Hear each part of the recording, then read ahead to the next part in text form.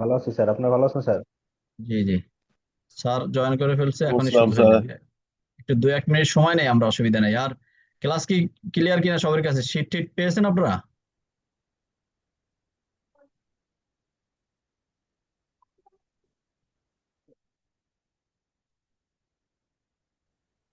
না, আমি পাইনি কিন্তু। স্যার শীট পাই না, কিন্তু ক্লাস ক্লিয়ারলি স্যার ই করা যাচ্ছে। অসুবিধা নেই, শিট যদি না পান একটু টেক্সট করেন হোয়াটসঅ্যাপে। জি স্যার। হ্যাঁ, হোয়াটসঅ্যাপে আমি দিয়েছিলাম, হোয়াটসঅ্যাপে হোয়াটসঅ্যাপে দেওয়া আছে স্যার কিছু।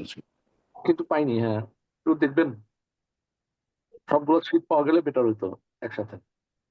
একটা জিনিস হলো ওই যে সাপ্লাই চেইনের শিট গুলো মোটামুটি সবাই পেয়েছে, যারা অন্তপক্ষে সাপ্লাই চেইনের রেজিস্টার্ড আর কি। কিন্তু যারা এক্সট্রা, অর্থাৎ আপনারা অ্যাকাউন্টিং এর যারা আছেন, তারা সাপ্লাই চেইনের শিট গুলো হয়তো অনেকে পান নাই। কিন্তু আপনারা ফ্রি সেশন গুলো, ক্লাসগুলোর লিঙ্কটা আমরা আজকেও দিয়ে দিব, আগেও দেওয়া আছে, হয়তো অনেকে পান নাই। মানে লিঙ্ক দিলে আপনারা অন্তপক্ষে বিগত দিনের কিছু ক্লাস পাবেন, 15, 20, 25, 30টার মতো এক্সট্রা ক্লাস ওখানে দেখতে পারবেন, একদম লাইভ অতীতের ক্লাসগুলো। আর যারা যেই কোর্সের, ওই কোর্স রিলেটেড ম্যাটেরিয়াল কিন্তু সবারই লাগবে। এটা না পেলে অবশ্যই একটু রিমাইন্ডিং একাধিকবার দিবেন, যদি না পেয়ে থাকেন। আশা করি সবাই পেয়েছে, হয়তো এক্সট্রা ক্লাসেরটা অনেকে নাও পেতে পারে। এটার জন্য অসুবিধা নেই। এটা তারপরে যদি কারো আর্জেন্ট লাগে জানাবেন, এক্সট্রা সেশন গুলো। কিন্তু যেগুলো আপনার এক্সামে যেই শীট গুলো লাগবে, যেমন সাপ্লাই চেনের সিএসসিএম এক্সাম যারা দিবেন, তাদের এক্সামের শীট গুলো কিন্তু লাগবে। ওখান থেকে এক্সামে কোশ্চেন আসবে, তো ওইটা কিন্তু আপনার লাগবে। এটা আপনার কেউ না পেয়ে থাকলে জানাবেন। যেমন যারা অ্যাকাউন্টিং এর কোর্সের কেউ যদি সাপ্লাই চেনের ক্লাস করেন, সেটাও এক্সামে আসবে না। যেমন সিএমএ এক্সামে কিন্তু সিএসসিএম এর কোশ্চেন আসবে না, আবার সিএসসিএম এর এক্সামে সিএম এর কোশ্চেন আসবে না। সো এটা খুব একটা ইয়া না আর কি, বেশি ইম্পর্টেন্ট না। হ্যালো, আসসালামু আলাইকুম। ওয়ালাইকুম ওয়ালাইকুম আসসালাম। আসসালাম স্যার। ওয়ালাইকুম আসসালাম ওয়া রাহমাতুল্লাহ। আচ্ছা, তো আপনারা, মনির ভাই, আপনি কি কিছু বলতেছিলেন, মনে হয় শেষ করেন নাকি? অসুবিধা না, না না, অসুবিধা, শুরু করে।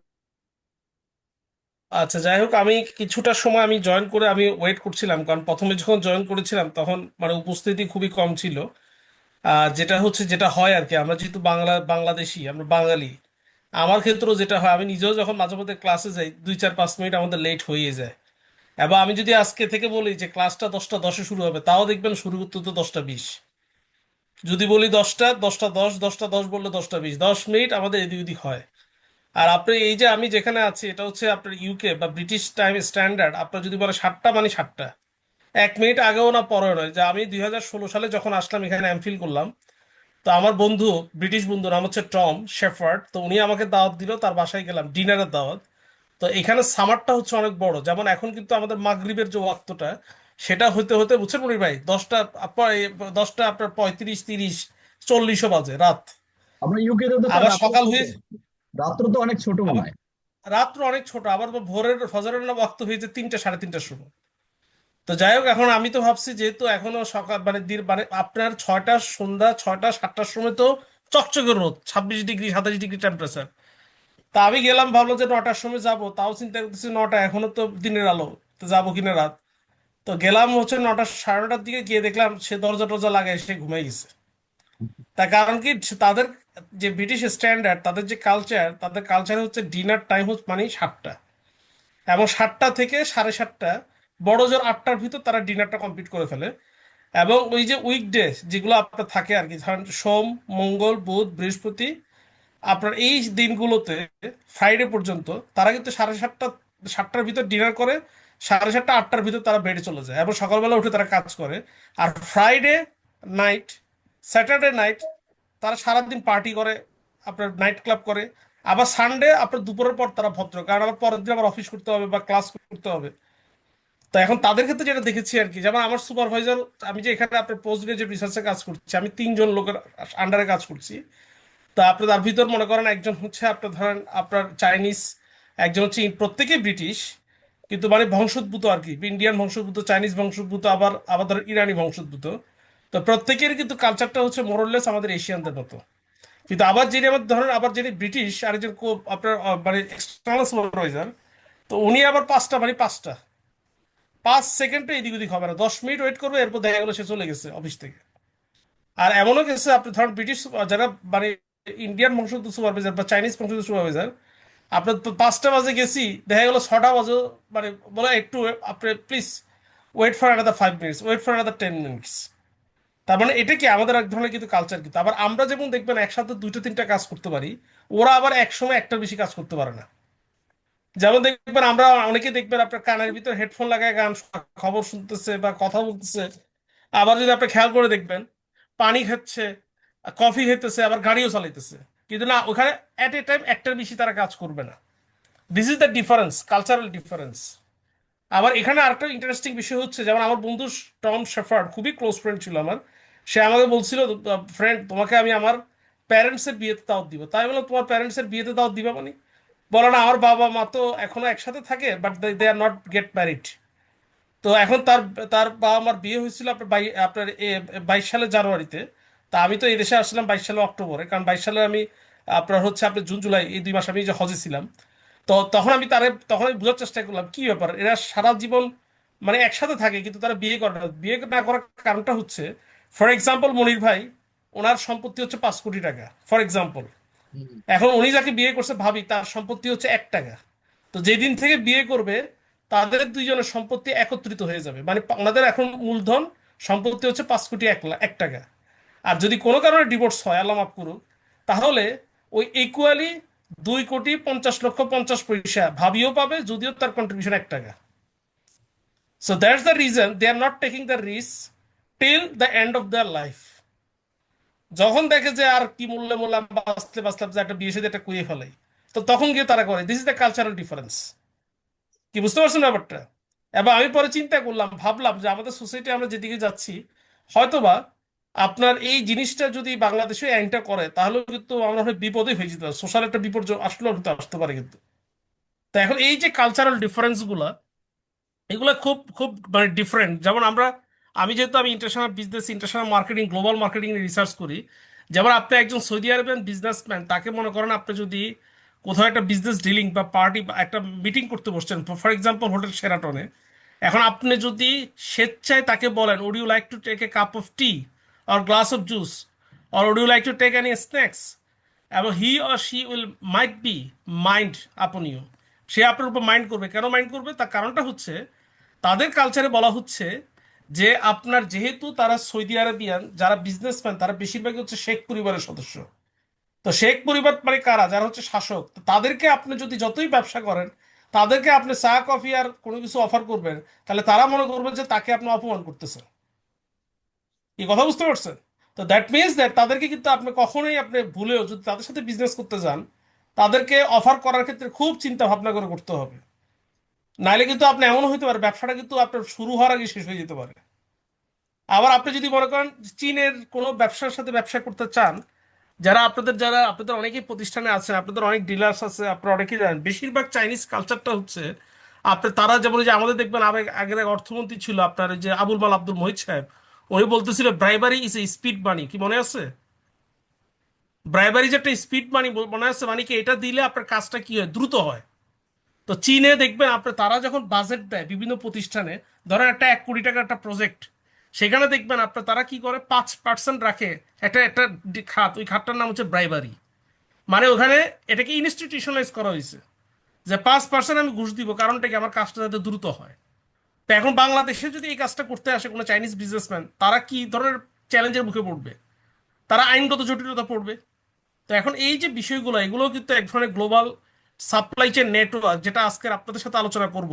এই প্রত্যেকটা ক্ষেত্রে কিন্তু আপনি এগুলো কিন্তু ইম্পর্টেন্ট, কারণ আপনি যখন যে একটা দেশে ব্যবসা করবেন, আপনার নেটওয়ার্কটা ডিজাইন করবেন, সেখানকার কালচারটা কিন্তু আপনাকে শিখতে হবে। তো এখন আমরা যদি খেয়াল করে দেখি আজকের এই যে চ্যাপ্টারটা আপনারা দেখেন, এখন বলা হচ্ছে ইম্প্যাক্ট অফ গ্লোবালাইজেশন। গ্লোবালাইজেশনের ইম্প্যাক্টটাকে আপনি যদি চিন্তা করে দেখেন, এখন থেকে 50 বছর আগে, 60 বছর আগে পৃথিবীটা কিন্তু এত সহজ ছিল না। সহজ মানেটা কি?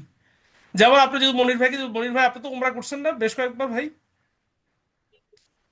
মনির ভাই তো বেশ কয়েকবার উমরা করেছেন না ভাই? ওয়ালাইকুম স্যার। জি, আপনি তো বেশ কয়েকবার উমরা করছেন না মনির ভাই? স্যার আপনাদের দোয়া আর কি স্যার। আচ্ছা, এমনি বড় হোস কি করে ফেলছেন মনির ভাই? আমি ঠিক জানি না, এখানে জিজ্ঞেস করলাম। না, বড় হজে যাওয়া হয়নি স্যার, যাবো আচ্ছা, ইনশাআল্লাহ। যাই হোক। যাক আল্লাহ কবুল করবে। আমি তো 22 সালে সারলাম, ইনশাল্লাহ আবারও যাওয়ার ইচ্ছা আছে যদি আল্লাহ কবুল করে আর কি। তো এখন এই যে উমরায় গেছেন, কিভাবে গেছেন, আপনার কয়দিন লাগছে যেতে? ওমরা তো স্যার বিমানে সময় করে গেছেন, 8-10 ঘন্টা লাগছে, 4-5 ঘন্টা লাগছে, এর বেশি তো লাগে নাই। তা আগের কালে আমার দাদার কাছ থেকে আমি শুনছিলাম, আমার দাদা, বড় দাদা, মানে আমার যিনি মারা গেছেন, আল্লাহ আল্লাহ ব্যস্ত নসিব করুন, যে ওনাদের সময় ওনারা হজে যাইতেন কিভাবে, আপনার উটের পিঠে করে, ভাইঙ্গা সুইরা বা জাহাজে কইরা, যে জাহাজে করে নামাই দিতে এক জায়গায়, আপনার সৌদি আরবে আপনার ধরেন হচ্ছে এই আপনার কোথায় জানি ওই যে রিয়াদে অনেক সময় ওই আপনার চট্টগ্রাম পোর্ট থেকে ছাড়তো, আবার এই রিয়াদ থেকে তখন উটের পিঠে কইরা কাফেলার মাধ্যমে তারা যেত কোথায়, মক্কা মদিনা হজ করতে। তা এখনকার এই যে আফটার দেখেন এই 50-60 বছর আগের কথা বলতেছে, আর এখন আফটার 50 to 60 ইয়ার্স শেষে, এখন বলেন গ্লোবালাইজেশনের যুগে আগে আগে সময় লাগতো হজ করতে আপনার এই জাহাজে করে, উটের পিঠে করে, আপনার দেখা গেলো আপনার 20-30 দিন আপনার লেগে যেত আপনার হজে যেতে। তা এখন কি ভাই সেই সময়টা লাগে, বলেন তো দেখি ভাই? তা কেন লাগে না? Because of what? Globalization. Globalization এমন একটা জিনিস আপনি পৃথিবীটাকে কি করছে, ছোট করে ফেলছে। যেমন এখন এই যে আপনাদের আমি ক্লাস দিচ্ছি, আমি কোথায়, আমি হচ্ছি আপনার ইউকেতে, আপনারা কোথায়, বাংলাদেশের এক একজন এক এক জায়গায়, মনির ভাই কোথায় আল্লাহ জানে, উনি মালয়েশিয়া না কোথায় আছে। তো এখন এই যে আমরা বিভিন্ন জায়গা থেকে একত্র হইতে পারছি কেন ভাই, কেন একত্রিত হয়েছে? Only because of globalization. তো এখন এই গ্লোবালাইজেশনের কারণে আপনি যেহেতু যোগাযোগটা ডেভেলপ করছে, কমিউনিকেশনটা বেটার হয়েছে, আপনার সবকিছু ডেভেলপ করছে, এখন আপনার সামনে অপরচুনিটি কি, আপনি শুধুমাত্র বাংলাদেশি ব্যবসায়ীরা বাংলাদেশে ব্যবসা করবে নট লাইক দ্যাট, সেই চাইলে বাংলাদেশের বাইরে গিয়ে ব্যবসা করতে পারে। এখন আপনি যদি গ্লোবাল মার্কেটে যান, ফর এক্সাম্পল আপনি ব্যবসা করতেন আগে বাংলাদেশে, এখন ব্যবসা করেন পৃথিবীর 6টা দেশে, তাহলে দেখেন প্রথম লাইনটাতে কি বলছে, opportunities two সিমুলটেনিয়াসলি grow revenues and decrease cost. তা আপনি যখন বাংলাদেশের সাথে সাথে আরো 6টা দেশে গিয়ে ব্যবসা করবেন, তাহলে আপনার সামনে একটা সুযোগ, কিসের সুযোগ, আপনার রেভিনিউ গ্রো বা বাড়ানোর একটা সুযোগ আসছে না ভাই? কি সুযোগ আছে কিনা বলেন ভাই? জি স্যার। এখন রেভিনিউ শুধু কি বাড়বে, আপনার যখন বলা হচ্ছে যখন আপনি অনেক বেশি পরিমাণে প্রোডাক্ট সেল করবেন, তখন আপনার যে কস্ট অফ প্রোডাকশন এটা কমে আসবে না? আপনি যখন একটা জি প্রোডাক্ট তৈরি করেন আর যখন 1000 প্রোডাক্ট তৈরি করেন, তখন কস্ট অফ প্রোডাকশন কি সেম থাকে না কমে আসে ভাই? কমে আসবে না? কমে তার আসে। মানে আপনার বাড়বে তাই না, আপনার কিন্তু কষ্ট কমে আসবে। কিন্তু যখনই আপনি দেশের বাইরে ব্যবসা করতে যাবেন, এখানে দেখবেন রেড লাইনে একটা কথা বলা আছে, অ্যাকম্পেনিড বাই সিগনিফিকেন্ট এডিশনাল রিস্ক, কিছু অতিরিক্ত ঝুঁকিও কিন্তু আছে। তো এই যে ঝুঁকিগুলোর কথা বলছি, কি ধরনের ঝুঁকি, যেমন দেখেন ন্যাচারাল ডিজাস্টার, আপনি যখন সমুদ্র পথে প্রোডাক্ট পাঠাবেন যে কোনো সময় আপনি কি হতে পারে, প্রাকৃতিক দুর্যোগ দেখা দিতে পারে। শর্টেজ অফ স্কিল রিসোর্সেস, আপনি যে দেশে ব্যবসা করতে যাচ্ছেন সেখানে আপনার স্কিল ওয়ার্কফোর্স না থাকতে পারে। জিও পলিটিক্যাল আনসার্টি, এই যে এখন ইরান আর আমেরিকা আর ইসরায়েলের যে যুদ্ধ হচ্ছে, তাহলে এটাকে একটা জিও পলিটিক্যাল আনসার্টিটি রে ভাই। এই যে টেরোরিস্ট ইনফ্রাডেশন অফ কার্গো, সোমালিয়ান জলদস্যুরা অ্যাটাক করতে পারে, ফুয়েল প্রাইস উঠানামা করতে পারে, আপনার কারেন্সি ফ্ল্যাকচুয়েট করতে পারে, পোর্ট ডিলে, বাংলাদেশে আসলে যে কোনো জাহাজ একবার ঢুকলে আর বের হতে পারে না, কারণ কি ডিলে। সাপ্লাই চেইন পার্টনার, আপনি যার সাথে ব্যবসা করতেছেন সে আপনার সাথে কি করতে পারে, আপনাকে বিট্রাই করতে পারে। তাহলে এই যে রিস্ক, আপনি যখন বাংলাদেশে ব্যবসা করবেন ভাই, আপনার সামনে কি এই রিস্কগুলো আছে? কিন্তু আপনি যখন এই বাংলাদেশের বাইরে যাবেন ব্যবসা করতে, না বা আপনি এক দেশ থেকে আরেক দেশে যাবেন, তখন কিন্তু আপনাকে এই রিস্কগুলো কিন্তু কনসিডার করতে হবে। যেমন আমরা যদি এখানে একটা, আপনারা যদি খেয়াল করে দেখেন, আপনাদেরকে যদি একটা ভিডিও দেখাই আমরা, সবাইকে আমরা দেখতে পাচ্ছি। জি স্যার। না না, এখনো তো আসেনি।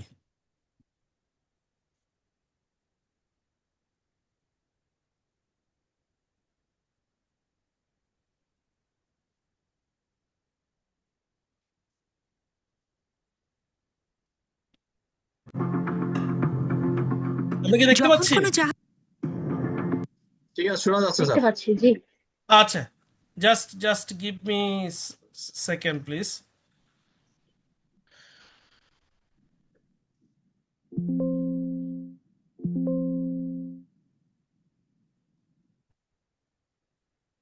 যখন কোনো জাহাজ সমুদ্রে পাড়ি দেয় তখন আচ্ছা, এখন কি আমাদের সামনে দেখা যাচ্ছে? জি স্যার, দেখা যাচ্ছে। স্ক্রিনটা দেখা যাচ্ছে। আচ্ছা, জাস্ট গিভ মি।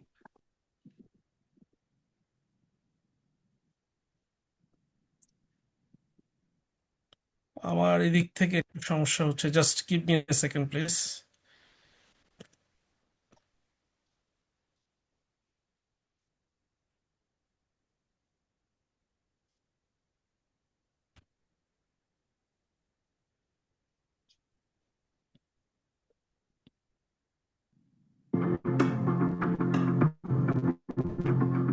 যখন কোনো জাহাজ সমুদ্র যাত্রায় বের হয় তখন কেবলই সামুদ্রিক ঝড় আর উঁচু উঁচু ঢেউয়ের মোকাবেলা করতে হয় না, বরং চলতি পথে অপ্রত্যাশিত চ্যালেঞ্জের চোখ রাঙানিও থাকে, যেমন জলদস্যুদের আক্রমণ দেখেন আর প্রথমেই কি বলছে, শুধুমাত্র বড় বড় ঢেউ এবং প্রাকৃতিক দুর্যোগ বা সামুদ্রিক গোলা, এটা ছাড়াও আরো কি থাকতে পারে? আপনার জলদস্যুদের অ্যাটাক। সোমালিয়ান জলদস্যুদের কথা গোটা দুনিয়াই জানে। একটা গবেষণায় এসেছে জাহাজ কোম্পানিগুলোকে বছরে $16 বিলিয়ন লোকসান গুনতে হয়। সমুদ্র যাত্রায় বিলম্ব এর একটা কারণ, তবে দেখেন এই যে সমুদ্র যাত্রায় বিলম্ব, কি বলছিলাম আমরা, ডিলে, এটাও কিন্তু এক ধরনের কিন্তু রিস্ক কিন্তু। তা আপনি বলেন, আপনি যদি ভাই বাংলাদেশের ভিতর ব্যবসা করেন, সোমালিয়ান জলদস্যুরা কি অ্যাটাক করতে পারবে ভাই? কি না অ্যাটাক করতে পারবে? তারপর না সমুদ্র ভাই, যাত্রা না করা লাগবে বা বিলম্ব হওয়ার কোনো সুযোগ আছে? তো দেখতে নো থাকেন। না। সবচেয়ে বড় কারণ জলদস্যুদের উৎপাত। সোমালিয়ান দস্যুরা আক্রমণের জন্য 3টে স্থানকে বেছে নেয়: 1 সোমালিয়ান সাগর, 2 Guardafui channel, 3 gulf of Aden. Asia থেকে যেসব জাহাজ ইউরোপ যায় সেগুলো এইডেন উপসাগর হয়ে সুয়েজ খালের মধ্য দিয়ে ভূমধ্যসাগরে পৌঁছায়। গোটা দুনিয়ার ব্যবসা বাণিজ্যের একটা বড় অংশ এইডেন উপসাগর দিয়েই হয়ে থাকে, আর এখানেই সোমালিয়ান জলদস্যুদের হামলার শিকার হওয়ার ভয় থাকে। হাজার বছর ধরেই জাহাজে জলদস্যুদের আক্রমণ চলে আসছে। প্রযুক্তির কারণে যেমন জলদস্যুদের হাতে স্বয়ংক্রিয় অস্ত্র পৌঁছে গেছে, তেমনি জাহাজগুলোও অ্যান্টিপাইরেসি টেকনিক ব্যবহার করে থাকে। মালবহনকারী জাহাজগুলোই সোমালিয়ান জলদস্যুদের প্রধান টার্গেট। এই ধরনের জাহাজে ক্রুর সংখ্যা কম আর পণ্য থাকে কোটি ডলারের। অধিকাংশ জলদস্যু বাহিনীর লক্ষ্য থাকে ক্রুদের মেরে ফেলা নয়, বরং তাদের জীবিত রাখা। লক্ষ্য থাকে জাহাজের ক্যাপ্টেনকে অপহরণ করা, নয়তো জাহাজকে জিম্মি করে জাহাজ কোম্পানির কাছ থেকে লাখ লাখ ডলার দাবি করা। এরা একটা দুইটাই নয়, বরং অনেকগুলো নৌকায় করে আক্রমণ করে থাকে। কখনো কখনো জলদস্যুদের সংখ্যা হাজারও হয়ে থাকে। জলদস্যুরা সাধারণত জাহাজের পেছন দিক থেকে আক্রমণ করে। এক মাথায় হুক লাগানো লম্বা দড়ি বেয়ে তারা দ্রুত জাহাজে উঠে যায়। তবে আধুনিককালে জাহাজগুলোও জলদস্যুদের মোকাবিলার প্রস্তুতি নিয়েই সমুদ্রে যাত্রা শুরু করে।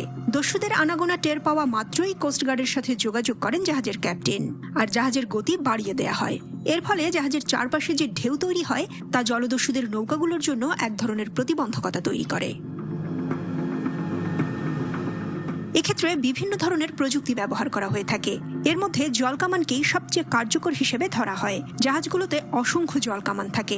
তাহলে কি বুঝতে পারছেন যে যে জাহাজ কোম্পানিগুলো তারাও কিন্তু এই ঝুঁকিটা কমানোর জন্য কিছু ব্যবস্থা তারা নিয়ে থাকে। কি ব্যবস্থা? তার ভিতরে একটা হচ্ছে কি, জল কামান ব্যবহার করে। দেখতে থাকেন। প্রত্যেকটা নজল থেকে প্রতি মিনিটে 1350 গ্যালন পানি ছোঁড়া যায়। এই পানির পরিমাণ এমন যে একটা সুইমিং পুল 10 মিনিটে পূর্ণ হয়ে যায়। গাড়ির চাকার ভেতর যে চাপ থাকে তার চেয়েও 10 গুণ চাপে পানি নিক্ষেপ করা হয় জলদস্যুদের নৌকাগুলোকে ডুবিয়ে দেওয়ার জন্য, যা যথেষ্ট। 2 ঘূর্ণায়মান চাকার মতো যন্ত্র থেকেও পানি ছোড়া হয়। এই পদ্ধতি ব্যবহার করা হয় জলদস্যুদের নৌকাগুলো জাহাজের একেবারে কাছে চলে এলে। এই দুটি প্রযুক্তি যখন কাজ করে না, তখন তৃতীয় আরেকটি কৌশল ব্যবহার করা হয়। এর নাম পি ট্র্যাপস। জাহাজের দুই পাশেই স্টিলের তৈরি দুটি ফ্রেম থাকে, যেখান থেকে স্টিলের তৈরি জাল ছড়ানো হয়। জলদস্যুদের স্পিড বোটের প্রপেলার স্টিলের জালে আটকে যায়। আরও একটা কার্যকর পদ্ধতি ব্যবহার করা হয়, লং রেঞ্জ অ্যাকুস্টিক ডিভাইস। এই যন্ত্রটা এমন শব্দ উৎপন্ন করে যা কানে গেলেই মানুষ দূরে সরে যেতে চায়। 5 কিলোমিটার পর্যন্ত এই শব্দ কাজ করে। এই সব পদ্ধতি ব্যবহার করেও যদি জলদস্যুদের ঘায়েল করা না যায়, তবে কোস্টগার্ডের লক্ষ্য থাকে যেন জলদস্যুরা হাইজ্যাক করা জাহাজ সোমালিয়ায় না নিয়ে যেতে পারে। সোমালিয়া জলদস্যুরা বহু জাহাজ আক্রমণ করেছে ও মুক্তিপণ আদায় করেছে। তবে 2013 সালের পর থেকে আন্তর্জাতিক মহলের হস্তক্ষেপের কারণে জলদস্যুদের আক্রমণ কিছুটা কমলেও একেবারে কিন্তু বন্ধ হয়নি।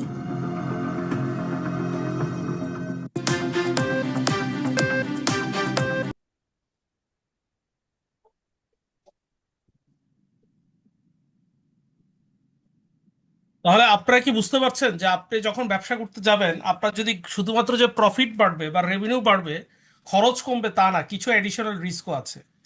এবং এই রিস্কটাকে মিনিমাইজ করার জন্য যে আপনার স্ট্র্যাটেজি, সেটাকে আমরা কি বলি, সুইটেবল রিস্ক মিটিগেশন। তাহলে এই যে আপনি দেখেন জাহাজ যে মালিকগুলো বা ওনাররা জলদস্যু থেকে রক্ষা করার জন্য তারা কি করে, তারা পানি মারে, তারপর দেখবেন ওই যে তার কাটা ইয়া করে, শব্দ ব্যবহার করে। তাহলে এগুলো প্রত্যেকটাই কি সুইটেবল রিস্ক মিটিগেশন স্ট্র্যাটেজি। সবাইকে আমরা ক্লিয়ার? আমরা কি বুঝতে পারছি ভাইরা? সবাইকে আমরা ক্লিয়ার? জি স্যার। জি স্যার। এখন দেখেন এখানে একটা টপিকের নাম বলা হচ্ছে অফশোরিং। অফশোরিং সম্পর্কে কি আগের থেকে আপনাদের কোনো আইডিয়া আছে? Do you have any idea about offshoring? No. আচ্ছা, অফশোরিংটা হচ্ছে, দেখেন, offshoring is a supply chain strategy that involves moving processes to another country. গত ক্লাসে আপনাদের একটা ভিডিও দেখেছিলাম শাওমির, মনে আছে ভাই? জি। শাওমির একটা ভিডিও দেখেছিলাম, মনে আছে? শাওমি হ্যাঁ। তাদের ফ্যাক্টরি কোথায় কোথায় এস্টাবলিশ করেছে? বাংলাদেশে করেছিল না ফ্যাক্টরি? গাজীপুরে।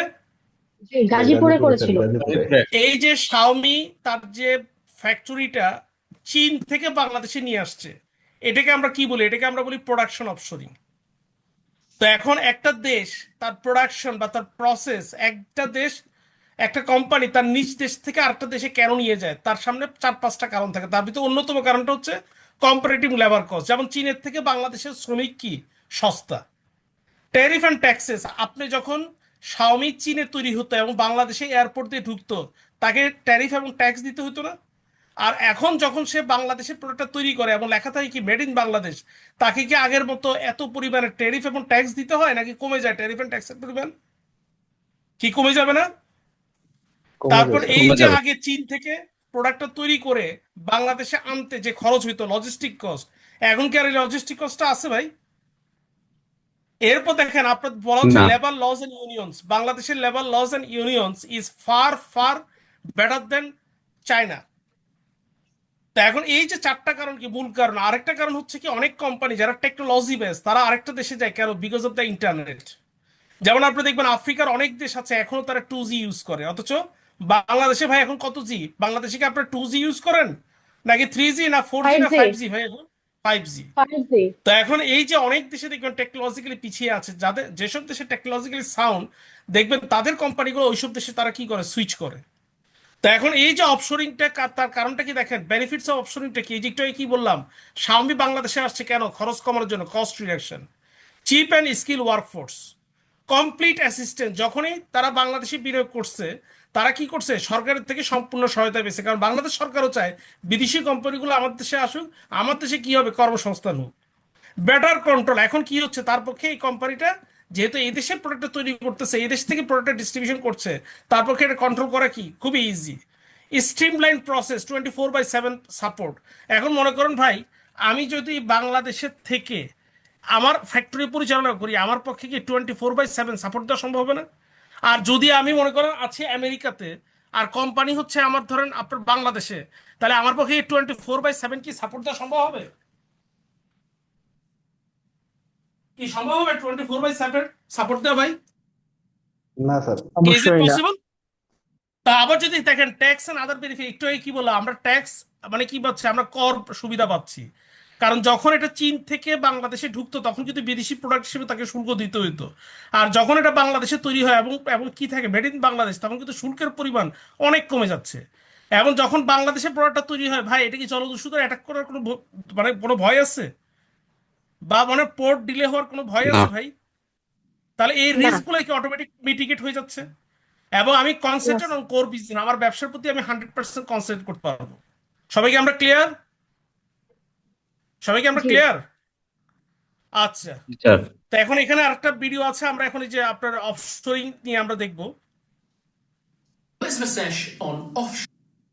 Just give me a second, আমি দিচ্ছি।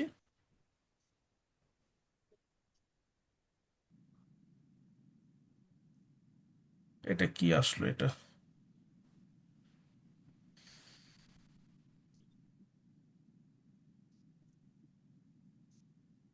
Vasesh on offshoring and reshoring.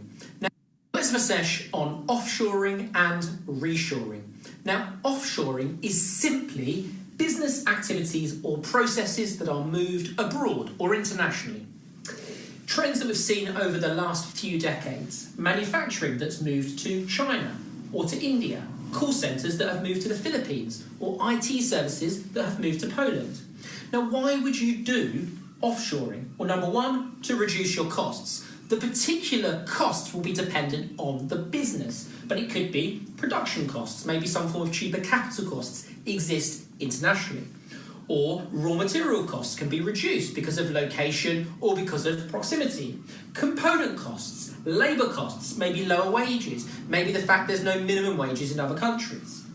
Labour skills as well could be better, maybe there's a larger talent pool in a particular country, and that would lead to better quality. And secondly, to increase revenues.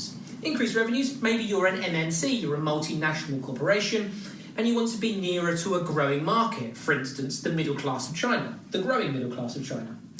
Overcome tariffs or quotas, so overcome protectionism within a particular country, might be a reason to do offshoring. But there are issues with offshoring. Firstly, the initial transition costs to go and move your whole factory abroad internationally, and therefore you're exposed to exchange rate risks and also CSR risks. And on top of that, it'll be compounded because you now have added pressures on your logistics team within your operations, and therefore the entire supply chain will have added pressures. Could that affect lead times? Now, there's been a trend in recent years away from offshoring towards reshoring. And reshoring is simply the opposite. It's simply bringing business activities or processes back to the home country, for instance, the UK. And the reasons why this has happened is because of 1, 2, 3, and 4. You can overcome these problems if they become too cumbersome for your particular business, but also it gives you a contemporary marketing angle because of the extent of offshoring that's happened. আচ্ছা, আপনারা একটা জিনিস আপনারা তো clear যে আমরা অফশোরিংটা কেন করি, আমাদের যে কস্টটা কমে যাচ্ছে এবং কি হচ্ছে দেখেন এখানে দুইটা পয়েন্ট, একটা হচ্ছে রিডিউস কস্ট আর একটা হচ্ছে ইনক্রিজ রেভিনিউস। তো এখন আবার বলা হচ্ছে রিশোরিং। রিশোরিংটা মানে কি? এখন মনে করেন শাওমি বাংলাদেশে ফ্যাক্টরি দিল কেন? তার খরচ কমানোর জন্য এবং রেভিনিউ বাড়ানোর জন্য। আসল কথা, খরচ কমবে, রেভিনিউ বাড়বে। তা এখন কোনো কারণে যদি দেখে বাংলাদেশের নতুন একটা সরকার বা বর্তমান সরকার একটা পলিসি করলো বিদেশি কোম্পানিগুলোর উপরে ট্যাক্সের পরিমাণ অনেক বাড়িয়ে দিল, তাহলে তাদের খরচ কি বেড়ে যাবে না ভাই? তখন কি খরচ বেড়ে জি যাবে না স্যার। ভাই? বা জি ধরেন স্যার। কোনো একটা কারণে বাংলাদেশের সাথে আপনার আরেকটা দেশের যুদ্ধ শুরু হলো, তাহলে যদি যুদ্ধ শুরু হয়ে যায় তাহলে কি এই দেশের ব্যবসা করার সুযোগ আছে ভাই? না। তো তখন তখন কি করবে কোম্পানিটা? কি তারা বসে বসে কি লস করবে নাকি তারা নিজেদের দেশে ফিরে যাবে? তো বের যখন করে দেবে। নিজেদের দেশে ফিরে যায় তখন সেটাকে আমরা কি বলি? রিশোরিং বলি। সবাইকে আমরা ক্লিয়ার অফশোরিং আর রিশোরিং এর পার্থক্যটা সবাইকে আমরা বুঝতে পারছি ভাই? জি জি। যেমন জি। ডিবিএল গ্রুপ, এখানে ডিবিএল এর কেউ আছেন? ডিবিএল গ্রুপে চাকরি আছেন? ডিবিএল গ্রুপে চাকরি করেন কেউ আছেন ভাইরা? নেই। ডিবিএল গ্রুপ আপনার হচ্ছে কি আপনার আফ্রিকার একটা দেশ ইথিওপিয়াতে তারা ফ্যাক্টরি দিয়েছিল। তো যে তো ভালোই চলতেছিল, কিন্তু বিকজ অফ তাদের দেশে একটা কি হচ্ছে আপনার হোমওয়্যার বা গৃহযুদ্ধের কারণে তারা ওইখানে ব্যবসা করতে পারে নাই। তো তারা কি করছে, ওখান থেকে সবকিছু গুটায় বাংলাদেশে ফেরত চলে আসছে। তাহলে এই যে তারা আফ্রিকার ইথিওপিয়াতে ব্যবসা করতে গিয়ে ব্যবসা করতে না পেরে ফিরে আসছে, তাহলে এটাকে আমরা কি বলবো? যখন ব্যবসা করতে গেছে তখন সেটাকে আমরা কি বলবো? অফশোরিং। আর যখন ব্যবসা করতে না পেরে তারা চলে আসছে বিকজ অফ ওয়ার, তখন তাকে আমরা এটাকে কি বলবো? এটাকে আমরা রিশোরিং বলবো। রিশোরিং। সবাইকে আমরা ক্লিয়ার? আমরা কি বুঝতে পেরেছি ভাইরা? জি জি। জি। Is it clear? ওকে। জি স্যার। তা এখন দেখেন এই যে তার মানে এই রিশোরিংটা দুই রকম, একটা হচ্ছে প্রোডাকশন অফশোরিং, সরি অফশোরিংটা দুই রকম, একটা প্রোডাকশন অফশোরিং একটা হচ্ছে সার্ভিস অফশোরিং। তো এখন এই যে প্রোডাকশন অফশোরিং একটা হচ্ছে সার্ভিসেস অফশোরিং, এখন এই যে একটু আগে কি বললাম আপনার শাওমি বাংলাদেশে ফ্যাক্টরি দিল, এটাকে আমরা কি বলবো? প্রোডাকশন অফশোরিং নাকি সার্ভিসেস অফশোরিং? প্রোডাকশন অফশোরিং। এখন আমি ঢাকা বিশ্ববিদ্যালয়ের একজন শিক্ষক, কিন্তু এখন আমি পোস্ট গ্রাজুয়েট রিসার্চার হিসেবে কাজ করছি কোথায়? ইউনিভার্সিটি অফ লিডসে। তাহলে আমি এই যে বাংলাদেশে না করে রিসার্চটা করছি ইউকেতে, তাহলে এটা কি প্রোডাকশন অফশোরিং নাকি সার্ভিসেস অফশোরিং ভাই? সার্ভিসিং। আচ্ছা ঠিক আছে, এখন দুইটা এক্সাম্পল আছে, সবাই একটু দেখেন এক্সাম্পলটা। আপনাদেরকে 2 মিনিট সময় দেওয়া হলো।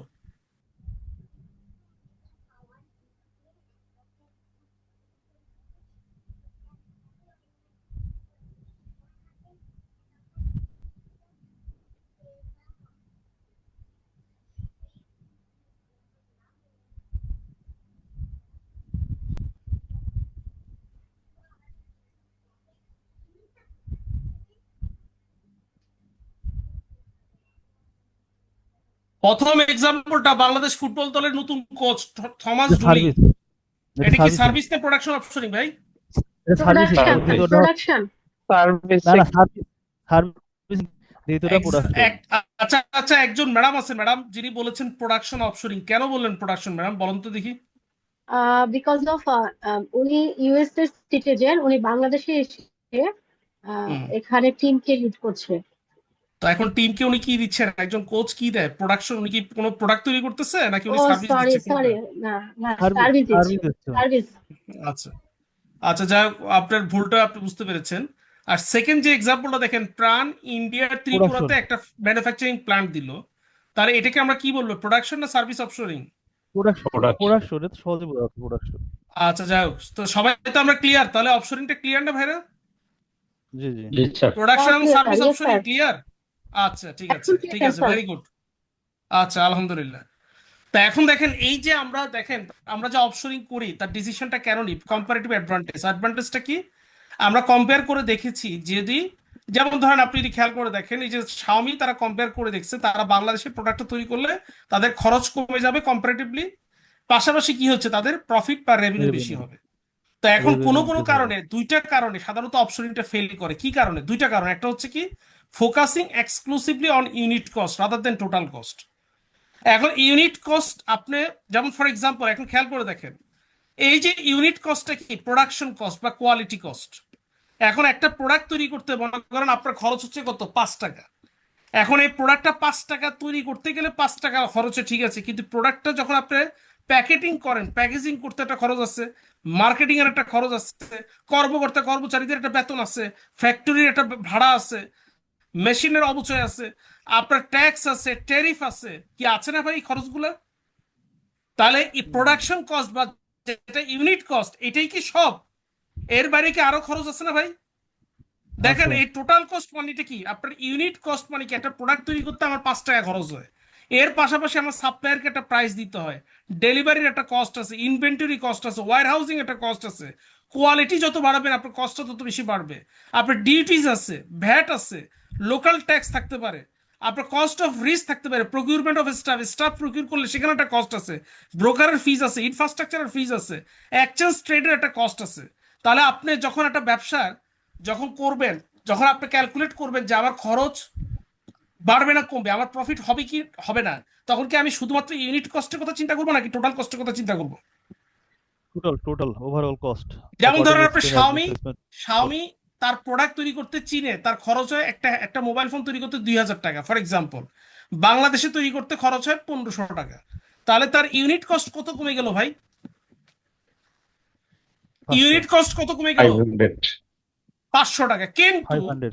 ফর এক্সাম্পল যদি এরকম হয়, যদিও 500 টাকা তার প্রোডাকশন কস্ট কমছে, ইউনিট কস্ট, কিন্তু এই বাংলাদেশে হঠাৎ করে গভর্নমেন্ট ট্যাক্সের পরিমাণ অনেক বাড়াই দিল, এই ট্যাক্সের পরিমাণ বাড়াই দেওয়াতে আমার টোটাল কস্ট আবার অনেক বেশি বেড়ে গেছে। তাহলে কি আমার পক্ষে কি ভাই শুধুমাত্র ইউনিট কস্টের দিকে তাকিয়ে বাংলাদেশে কি শাওমির ব্যবসা করা ঠিক হবে? না না টোটাল কস্ট। তাহলে কি সবাই কি বুঝতে পারছেন যে টোটাল কস্টটা কি? সবাইকে আমরা ক্লিয়ার? আচ্ছা, ইগনোরিং ক্রিটিক্যাল রিস্ক ফ্যাক্টর, এই যে একটু আগে যে রিস্ক ফ্যাক্টর গুলো কথা বলছি, এই যে আপনারা একটু আগে, এখন যদি কেউ যদি ব্যবসা করার ক্ষেত্রে আপনার ক্রিটিক্যাল রিস্ক ফ্যাক্টর গুলো যদি তারা অ্যাভয়েড করে, ফর এক্সাম্পল যেমন আপনি যখন জাপানে যখন কোনো একটা কোম্পানি ব্যবসা করতে যায়, তার সবসময় তার মাথায় একটা চিন্তা থাকে, কারণটা কি, পৃথিবীতে সবচেয়ে বেশি ভূমিকম্পন প্রবণ দেশ কোনটা ভাই? জাপান। জাপান। তাহলে আপনি যখন জাপানের কথা চিন্তা করবেন, আপনি যখন আফ্রিকার কোনো একটা দেশে ব্যবসা করতে যাবে, তখন আপনাকে চিন্তা করতে হবে আফ্রিকাতে, পৃথিবীতে সবচেয়ে বেশি আপনার ধরেন ভাইরাস দ্বারা এফেক্টেড কোন দেশটা? আফ্রিকা। গৃহযুদ্ধ হচ্ছে কোথায়? আফ্রিকাতে। তাহলে আপনার কি এটা মাথায় রাখতে হবে না ভাই? আপনাকে রিস্ক ফ্যাক্টরটা মাথায় নিয়ে তো ব্যবসা করতে হবে নাকি? তখন আপনি যদি এগুলোকে ইগনোর করেন তাহলে কিন্তু আপনি ব্যবসা করতে পারবেন না। কিন্তু আপনাকে যখনই অফশোরিং ডিসিশনটা নিবেন যে আমি কোথায় ব্যবসা করতে যাব, সেখানে ক্রিটিক্যাল কোনো রিস্ক ফ্যাক্টর আছে কিনা। এখন শাওমি ধরেন বাংলাদেশে যদি সবসময় পলিটিক্যাল আনস্টেবিলিটি থাকে, সবসময় যদি গৃহযুদ্ধ লেগে থাকে, তাহলে শাওমি কি বাংলাদেশে আসতো ভাই? এখন ইউক্রেন গভর্নমেন্ট যদি বলে কোনো একটা বাংলাদেশি ব্যবসায়ীকে, ভাই আপনারা আমার দেশে আসুন, আপনাদেরকে কোনো ট্যাক্স দিতে হবে না, কি যাবে? কি যাবে ভাই? যাবে না। যাবে। আপনাদেরকে জায়গা ফ্রি, থাকা খাওয়া ফ্রি, তারপরেও কি যাবে কেউ? কেন যাবে না কেন? Because of critical risk factor. সবাইকে আমরা ক্লিয়ার? আমরা কি বুঝতে পেরেছি? তো এখন এরপর যদি খেয়াল করে দেখেন, আমরা টোটাল কস্ট দেখলাম, তো এখন যদি একটু খেয়াল করে দেখে এখানে কি বলা হচ্ছে, risk management in supply chain. Risk গুলো কি? একটু আগে আমরা কি বললাম, সাপ্লাই ডিসরাপশন। এই যে হরমুজ প্রণালী বন্ধ, এই কারণে আমাদের কি তেল পেতে ভাই অসুবিধা হচ্ছে না? কি অসুবিধা হচ্ছে না ভাই? বা সাপ্লাইটা কি ডিলে হচ্ছে না? এবার ডিমান্ডটা ফ্লাকচুয়েট হচ্ছে, প্রাইস ফ্লাকচুয়েট হচ্ছে, এক্সচেঞ্জ রেট কিন্তু ফ্লাকচুয়েট হচ্ছে, ফ্রেটও বেড়ে গেছে। এবং সবকিছু মিলে এই যে রিস্ক, এই রিস্ক গুলো কিন্তু আমাকে মাথায় রেখে কিন্তু গ্লোবাল বিজনেসটা করতে হবে কিন্তু। তো এখন এই যে দেখেন বলা হচ্ছে critical for global supply chains to be aware of the relevant risk factors and build in suitable mitigation strategy. এবং এগুলো কিভাবে আমাকে মিটিগেট করা যায় সেটা কিন্তু আমাকে মাথায় রাখতে হবে। একটু আগে আপনাদের দেখিয়েছি যে জলদস্যুরা যখন আপনার কি হয়, যখন আক্রান্ত হয়, জলদস্যু ধারার শিপগুলো এখন কিন্তু তারাও কিন্তু চালাক হয়ে গেছে। তারা কি করতেছে, তারা পানির জল কামান মারতেছে তাদেরকে কি হচ্ছে, স্টিলের পাত দিয়ে তাদেরকে আটকায় ফেলতেছে, তাদেরকে আবার কি করতেছে, তীব্র সাউন্ড দ্বারা তাদেরকে কি করতেছে, তাদেরকে বাধাগ্রস্ত করতেছে। তাহলে এগুলো কিন্তু একটা কি সুইটেবল মিটিগেশন স্ট্র্যাটেজি, এটা আপনাকে ডেভেলপ করতে হবে কিন্তু। এই যে রিস্ক ফ্যাক্টর গুলো কি দেখেন, ডিসরাপশন হতে পারে, ন্যাচারাল ডিজাস্টার, ওয়ার, টেরোরিজম, তারপর ডিলে হতে পারে, সিস্টেম রিস্ক হতে পারে, যেমন ইনফরমেশন ইনফ্রাস্ট্রাকচার ব্রেকডাউন সিস্টেম। তারপর যেমন ইউকে গভর্নমেন্ট, আমরা যে ইউকেতে আছি, তারা আগে ছিল বিআরপি, বায়োমেট্রিক রেসিডেন্স পারমিট, একটা ওই যে আপনাদের ডেবিট কার্ড ক্রেডিট কার্ড আছে না ভাইরা, বা ওই যে ভোটার আইডি কার্ড আছে না, স্মার্ট আইডি কার্ড, তা আমাদেরকে এরকম একটা স্মার্ট আইডি কার্ডের মতো কার্ড দিয়েছে যেটা হচ্ছে বায়োমেট্রিক রেসিডেন্স পারমিট। কিন্তু তারা কি করলো, 2025 সাল থেকে তারা চলে গেল ই ভিসাতে। তা এখন কি হলো, গত সপ্তাহে তারা অ্যানাউন্স করলো তাদের ইনফরমেশন যে ইনফ্রাস্ট্রাকচার এটা ব্রেকডাউন হয়ে গেছে, এবং আগামী 2-3 বছর আগে এটা ঠিক করা সম্ভব না। এখন তারা আবার কি করলো, আগের সিস্টেমে ফিরে গেছে, কি আবার তারা বায়োমেট্রিক রেসিডেন্স পারমিট, ওই যে কার্ড সিস্টেমে তারা ফিরে গেছে। তাহলে এখন আপনি যে দেশে যাচ্ছেন ভাই, ওই দেশে এই ধরনের কোনো সিস্টেম রিস্ক আছে কিনা এটাও কিন্তু মাথায় রাখতে হবে। এই যে বাংলাদেশ ব্যাংকের টাকাগুলো ভাই চুরি হলো, এটা কি ভাই যে কেউ আপনার বস্তায় ভরে টাকা নিয়ে গেছে, ব্যাপারটা কি এরকম? বা এটা কি বস্তায় ভরে টাকা নিয়ে গেছে বাংলাদেশ ব্যাংকের টাকায়? না তাহলে না রিস্কটা কিসের রিস্ক ছিল? এটা সিস্টেম রিস্ক। ফোরকাস্ট রিস্কটা কি? আপনি ফোরকাস্ট করছেন, আপনি এক জায়গায় ব্যবসা করতে যাচ্ছেন, কিন্তু কোনো একটা কারণে আপনার ফোরকাস্টটা কি হতে পারে, ভুল হইতে পারে না? ফোরকাস্ট কি সবসময় সঠিক হয় ভাই?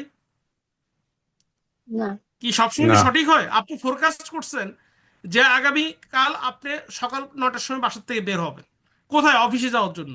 তো কোনো একটা কারণে আপনার প্রচন্ড জ্বর আসলো, আপনি কি যেতে পারবেন? না। না তো এখন এই যে ফোরকাস্টটা, এটা কিন্তু বিভিন্ন কারণে কিন্তু আপনার কি হতে পারে, রং হতে পারে কিন্তু। তো এরকম বিভিন্ন ধরনের রিস্ক আছে, এগুলো আপনাকে মাথায় নিয়ে কিন্তু ব্যবসা করতে হবে। এবং এখানে একটাই কথা বলা হচ্ছে, দেখেন, good network design, mitigation strategy, এবং বলা হচ্ছে যখনই মিটিগেশন স্ট্র্যাটেজিটা নেবেন অ্যালং উইথ ফাইন্যান্সিয়াল স্ট্র্যাটেজি। তার মানে এটা কি ভাই, আপনি একটা নেটওয়ার্ক ডিজাইন করছেন, আপনি জানেন কি কি ঝুঁকি আছে ব্যবসা করতে গেলে, এখন ওইটাকে মিনিমাইজ করার জন্য আপনি কিছু স্ট্র্যাটেজি ডেভেলপ করছেন, কিন্তু ওইটা করতে গিয়ে যদি আপনার ফাইন্যান্সিয়ালি অনেক বেশি টাকা খরচ হয়ে যায়, তাহলে কি আপনার ব্যবসাটা কি সাস্টেন করবে ভাই? আপনার প্রোডাক্টের দাম হচ্ছে 10 টাকা, এখন আপনি মিটিগেশন স্ট্র্যাটেজি নিচ্ছেন, এটা নিতে গিয়ে প্রোডাক্টের দাম 10 টাকা থেকে বেড়ে হয়ে গেছে 50 টাকা। তো পাবলিক কি 10 টাকার প্রোডাক্ট 50 টাকায় কিনবে? না। তাহলে আপনাকে শুধু মিটিগেশন স্ট্র্যাটেজি নিলেই হবে না, এটাও মাথায় রাখতে হবে ফাইন্যান্সিয়ালি এটা কতটুকু সাউন্ড, ফাইন্যান্সিয়ালি এটা কতটুকু ওয়ার্ক করছে। কি আমরা কি ক্লিয়ার? আমরা কি বুঝতে পেরেছি?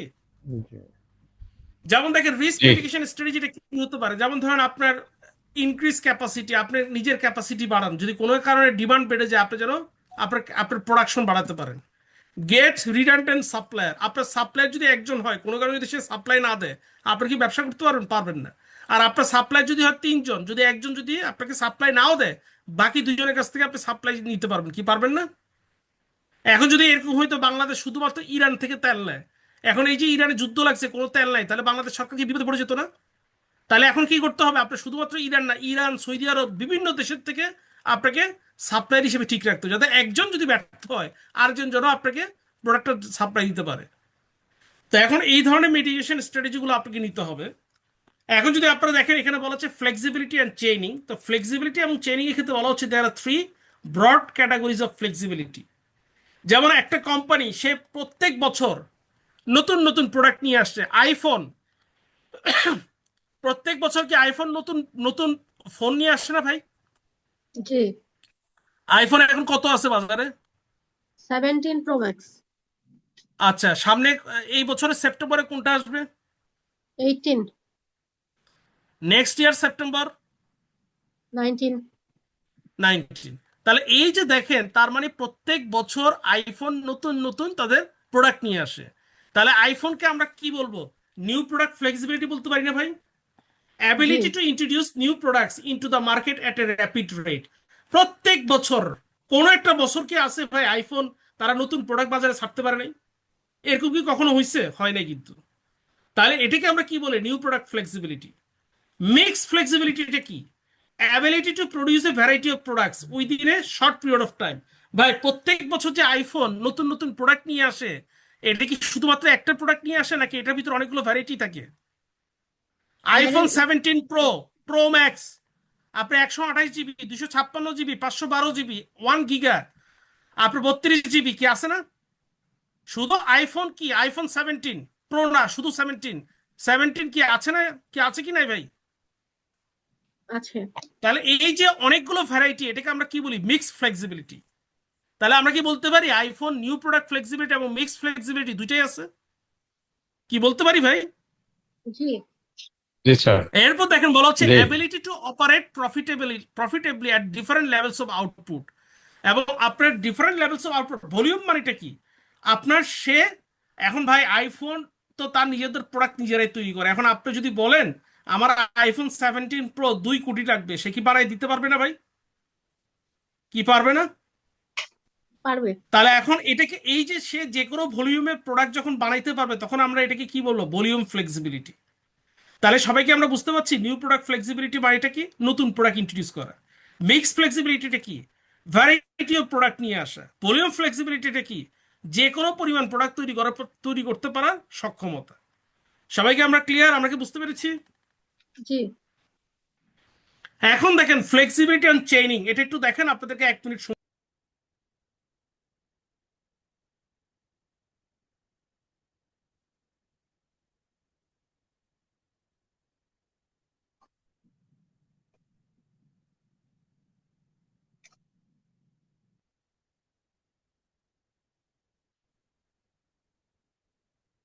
ভাই প্রথমটা 1 to 1, ঢাকা থেকে ঢাকা, চিটাগাং থেকে চিটাগাং, বরিশাল থেকে বরিশাল, রংপুর থেকে রংপুর।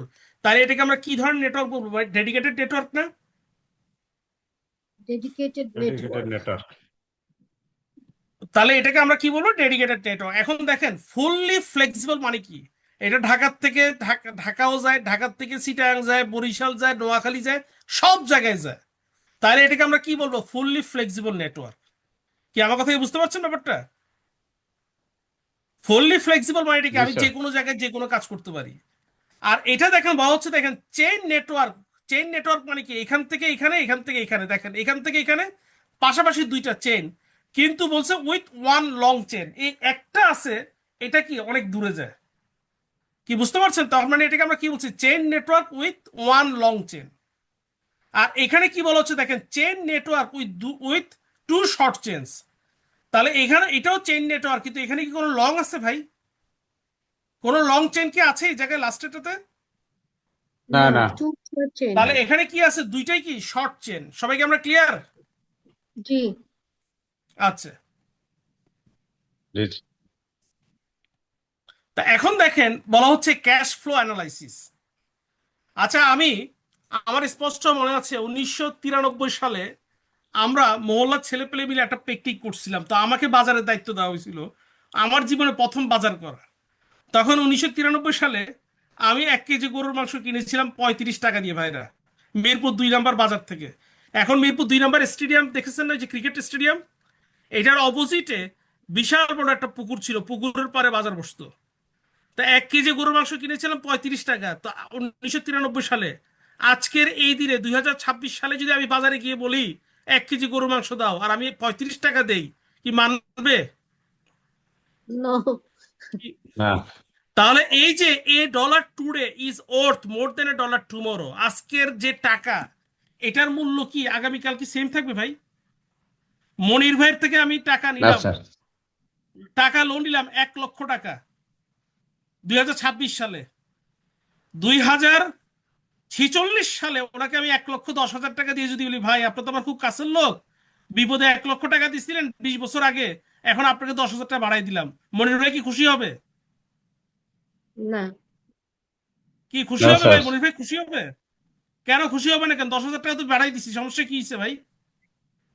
20 বছর আগের যে 1 লক্ষ টাকা 20 বছর ওই পরে এটা কি আর 1 লক্ষ টাকা আছে ভাই? 20 বছর আগে আমি 1 লক্ষ টাকা দিয়ে হয়তো যে বা দেখা জিনিসটা যাবে কিনতে এটা 2 পারতাম, লক্ষ টাকা হয়ে গেছে। এই 20 বছর পরে এখনকার যে 1 লক্ষ টাকাতে যে জিনিস কিনতে পারবো, 20 বছর পরে 1 লক্ষ টাকা দিয়ে তার 10 ভাগের 1 ভাগ জিনিসও কিনতে পারবো না। কি বুঝতে পারছেন ব্যাপারটা? আপনারা একটু ইন্টারনেটে গিয়ে সার্চ করে দেখেন 2005 সালে স্বর্ণের ভরি কত টাকা ছিল, 8-10 হাজার টাকা। আর আজকে স্বর্ণের ভরি কত 2026 সালে? 2.5 লক্ষ টাকার কাছাকাছি। কি আমি কি ভুল বলতেছি ভাই? না তাহলে স্যার ঠিক এখন আছে। আপনার সাথে আমার একটা চুক্তি হয়েছে 2026 সালে, আপনার সাথে আমি ব্যবসা করব, যে 2030 সালে আপনি আমাকে এই এই এই প্রোডাক্টগুলো সাপ্লাই দিবেন। তা আজকে চুক্তি হয়েছে 1 লক্ষ টাকায়। তো 4 বছর পরে আজকের 1 লক্ষ টাকা কি 4 বছর পরেও কি ভাই 1 লক্ষ টাকা থাকবে? না। তাহলে আপনি যখন ব্যবসাটা করবেন তখন ডিসকাউন্টেড ক্যাশ ফ্লো অ্যানালাইসিস এটা করা কি জরুরি না? কি এটা করার প্রয়োজন জি আছে কিনা স্যার বলেন ভাই?